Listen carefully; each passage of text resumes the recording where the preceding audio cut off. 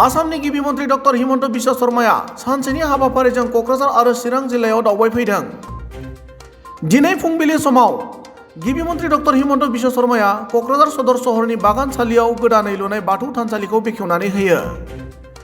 बाथौ थानसालिखौ बेखेवनानै होनायनि उनाव गिबि मन्त्रि डक्टर हिमन्त बिश्व शर्मा बिथाङा क'क्राझारनि गावबुरा भवननि खाथिनि कासिपारायाव विकसित भारत संकल्प जात्रा हाबाफारियाव बाहागो लायो।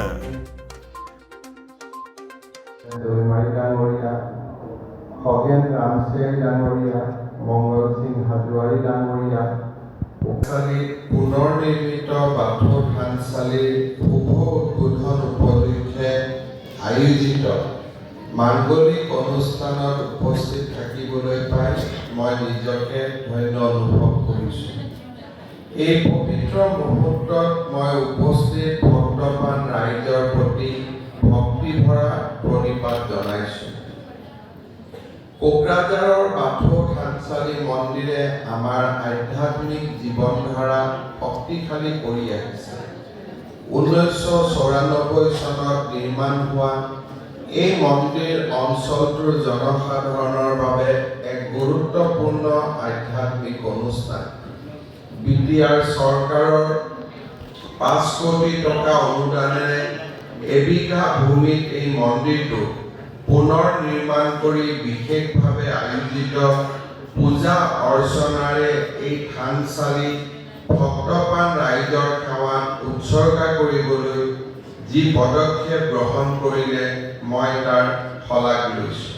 আমাৰ ৰাজ্যত খিলঞ্জীয়া জাতি জনগোষ্ঠীৰ পৰম্পৰাগত ৰীতি নীতি ধৰ্মীয় আচাৰ ব্যৱহাৰে কেৱল ৰাজ্যখনৰ সংস্কৃতি সম্ভাৰ চহকী কৰাই নহয়, ভাৰতবৰ্ষৰ জাতি জনগোষ্ঠীৰ মানচিত্ৰখন সমৃদ্ধ কৰিছে।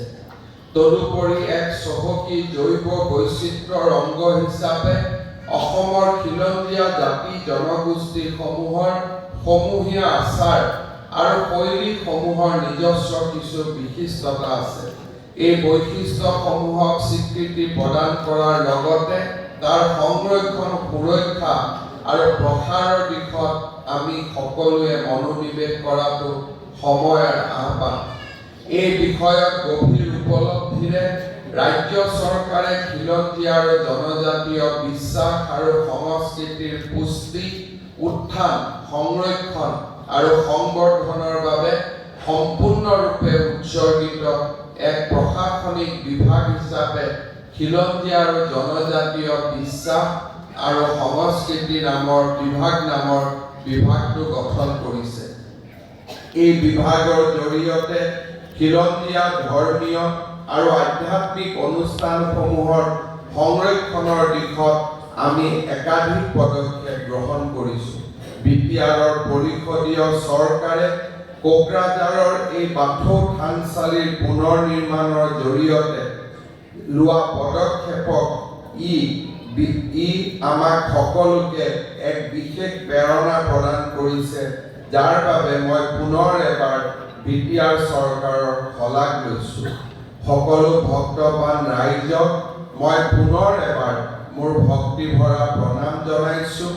মই আশা কৰোঁ যে বড়ো সমাজে বাথৌ ধৰ্মৰ কৃষ্টি সংস্কৃতিক সদায় সঞ্জীৱিত কৰি ৰাখিব আৰু সকলো ধৰণৰ প্ৰত্যাহ্বান পাৰ কৰি এই বাথৌ ধৰ্মৰ মহান আদৰ্শৰ জৰিয়তে বড়ো সমাজৰ লগতে বিশ্বৰ শান্তি আৰু প্ৰগতিৰ হকে প্ৰাৰ্থনা কৰিব। সকলোকে মই আকৌ এবাৰ ধন্যবাদ জনাইছোঁ। ধন্যবাদ।